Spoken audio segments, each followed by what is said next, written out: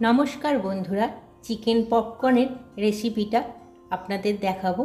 এই জন্যে আমি এখানে আঙুলের মতন সরু সরু চিকেন কেটে নিয়েছি।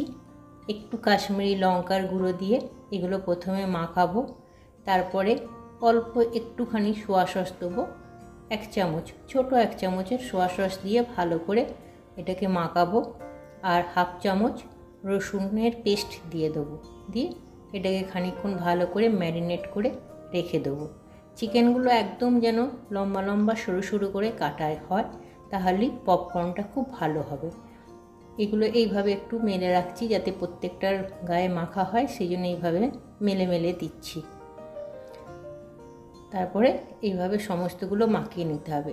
এবার এখানে একটু পপকর্ন সস বানাবো, আলাদা করে সসটা তৈরি করে নিচ্ছি, তারপরে রেসিপিটা করব। এই জন্যে প্রথমে একটু তেল দিয়ে নিলাম, সাদা তেল। তার মধ্যে ছোটো চামচের 1 চামচ রসুনের পেস্ট দিয়ে দিলাম। একটু ভাজার গন্ধ বেরোনো অবধি ভাজতে হবে, লালচে করে ভাজবো। তারপরে অল্প কাশ্মীরি লঙ্কার গুঁড়ো দেবো। পপকর্ন যেহেতু সেহেতু একটু কালার আসার জন্যে অল্প একটু কাশ্মীরি লঙ্কার গুঁড়ো দিলাম। আর 1/2 চামচ সোয়া সস দিলাম, 1/2 চামচ মতন, ছোটো চামচের 1 চামচ দিলেও হবে। দিয়ে এটাকে ভালো করে নাড়াচাড়া করছি। এই সময় বড় চামচের 2 চামচ টমেটো সস দিয়ে দিলাম। টমেটো কেচাপও দেওয়া যায়, 2 চামচ সসটা দিতে হবে, একটু বেশি করে টমেটো সসটা দিতে হবে। দিয়ে গ্রেভিটাকে একটু ভালো করে ঠিক বানানোর জন্য একটু জল গুলে দিয়ে দিলাম। এই 1/2 কাপ মতন জল দিলেই হবে। এই জল দিয়ে একটু নাড়াচাড়া করছি। সসটা মোটামুটি রেডি হয়ে এসছে। এটাকে একটু ঠিক বানানোর জন্য অল্প একটুখানি কর্নফ্লাওয়ার গুলে এটার মধ্যে দিয়ে দেবো, দিয়ে পপকর্ন সসটা সাইডে রেখে দেবো। মোটামুটি হয়ে এসছে পপকর্ন সসটা। এবার চিকেন পপকর্নগুলো ভাজবার জন্যে আমি কড়াইয়ে তেল বসিয়েছি, সসটা এক সাইডে রেখে দেবো। এইরকম থিকনেস আসবে।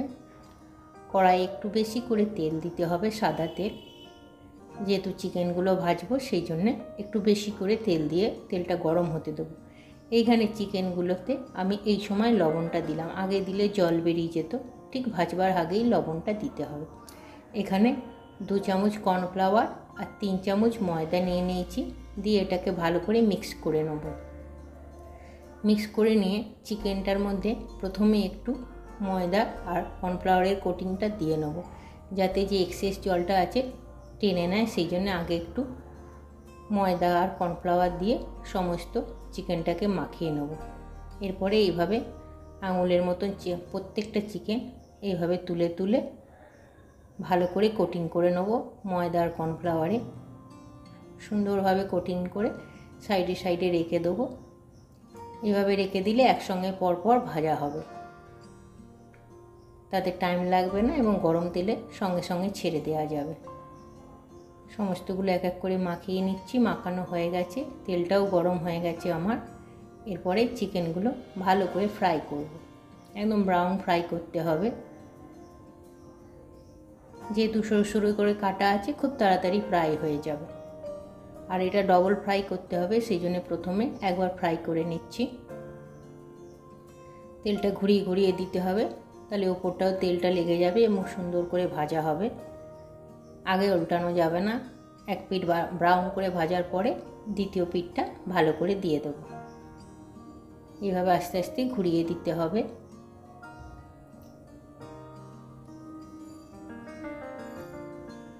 সমস্তগুলো সুন্দর করে ভাজা হচ্ছে। এগুলো এমনিই খেতে খুব ভালো লাগে সস দিয়ে, আর পপকর্ন বানানোর প্রয়োজন পড়ে না, খুব সুন্দর লাগে খেতে। এগুলো তুলে নেবো, তারপরে নেক্সট টাইম ফ্রাই করব, একটু রেখে দেবো। তারপরে এটা আর একবার ফ্রাই করলে বেশ মচমচে হবে এবং পপকর্নটা খুব সুন্দর খেতে হবে। রেস্টুরেন্টে ঠিক এইভাবেই করে বলে এত সুন্দর খেতে হয়। এবার আর বেশি ভাজতে লাগবে না, এবার আঁচটাকে খুব বাড়িয়ে একবার জাস্ট আরেকবার ফ্রাই করে তুলে রাখবো। ফ্রাই হয়ে গেছে। এবার আবার একটু সাদা তেল দিয়ে নিয়েছি প্যানে, তারপরে 8-10টা গোটা গোটা রসুন দিয়ে নিতে হবে। এটা পেস্ট নয়, একদম গোটা রসুনগুলো দিয়ে একটু লালচে করে ভাজতে হবে। এগুলো যখন ভাজা হবে খেতে খুব ভাল লাগে। পেঁয়াজ 2 কি 3টে এইভাবে ছাড়িয়ে ছাড়িয়ে নিতে হবে, একটু খোলা খোলা বেরিয়ে আসবে, এবার ছাড়িয়ে নিতে হবে। আর ক্যাপসিকাম হাফটা বা একটা ছোট গোটা দেওয়া যেতে পারে, একদম সরু সরু করে কাটতে হবে, আঙুলের মতন একদম সরু সরু। যেহেতু পপকর্নের চিকেনগুলো সরু সরু করে কাটা আছে, ক্যাপসিকামগুলো এইভাবে কাটতে হবে, তাহলে দেখতে খুব ভাল লাগে যখন খাবারটা পরিবেশন করা হয়। রসুনটা চিকেনটা ভাত দেওয়ার আগে ভালো করে লাল করে ভেজে নিচ্ছি। আঁচটা খুব বাড়িয়ে দিতে হবে, চাইনিজ রান্না এইভাবে আঁচটা বাড়িয়ে দিলে খুব ভাল লাগে। এই সময় লবণটা দিয়ে নিলাম, আঁচটা কিন্তু আমার বাড়ানো আছে। রসুনটা বেশি করে ফ্রাই হয়ে গেছে, এই সময় একটু রেড চিলি সস দিয়ে নেব। রেড চিলি সস দিলে টেস্টটা খুব সুন্দর আসে। আর অল্প আর একটু এই হাফ চামচ মতন সোয়া সস দিয়ে নেব, দিয়ে এটাকে আবার ভালো করে মাখিয়ে নেব ক্যাপসিকাম পেঁয়াজ রসুনের সঙ্গে। তেল ছেড়ে আসছে, মোটামুটি ভাজা হয়ে এসছে।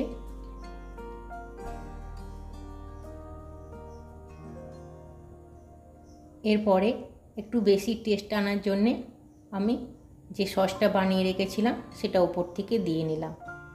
পপকর্ন সসটা বানিয়েছিলাম, এটা এইবারে দিয়ে দিলাম, দিয়ে সমস্ত মশলাটার গায়ে মাখিয়ে নিচ্ছি। পেঁয়াজ ক্যাপসিকামে ভালো করে মাখিয়ে নিয়ে তারপরে চিকেনগুলো দিয়ে নিলাম। চিকেনগুলো কিন্তু বেশিক্ষণ আর করতে লাগবে না, যেহেতু ক্রিস্পি ভাবটা রাখতে হবে, সেই জন্যে একদম শেষ মুহূর্তে দিতে হবে। আর আঁচটা খুব বাড়িয়ে সসটা ভালো করে গামাখা করে নিতে হবে। মোটামুটি রেডি হয়ে এসছে, দেখতেও খুব সুন্দর লাগছে, খেতে তো অসাধারণ লাগে। এই সময় আর একটু টেস্ট আনার জন্যে বড় চামচের 1 চামচ টমেটো সস দিয়ে দিলাম, একটু বেশি টেস্ট লাগবে এই জন্যে। শেষে একটু টমেটো সস দিয়ে আর একটু আঁচটা বাড়িয়ে তারপরে নামিয়ে নেব। রেডি হয়ে এসছে। এরপরে প্লেটিং করব খুব সুন্দর করে। গার্নিশিংয়ের জন্য সরু সরু করে আদা কেটে রেখেছি, এই সরু সরু করে আদাগুলো ওপরে ছড়িয়ে দিতে হবে। তারপরে একটু রোস্টেড তিল ওপর থেকে ছড়িয়ে দিতে হবে। দারুণ লাগে খেতে, পরোটার সঙ্গে ভাল লাগে, রাইসের সঙ্গে ভাল লাগে। আমি গার্ডেন রাইস দিয়ে এটা পরিবেশন করেছিলাম, গার্ডেন রাইসের ভিডিও আমার দেওয়া আছে, আপনারা দেখে নেবেন। কি সুন্দর হয়েছে দেখুন। প্লিজ ভালো লাগলে পাশে থাকবে।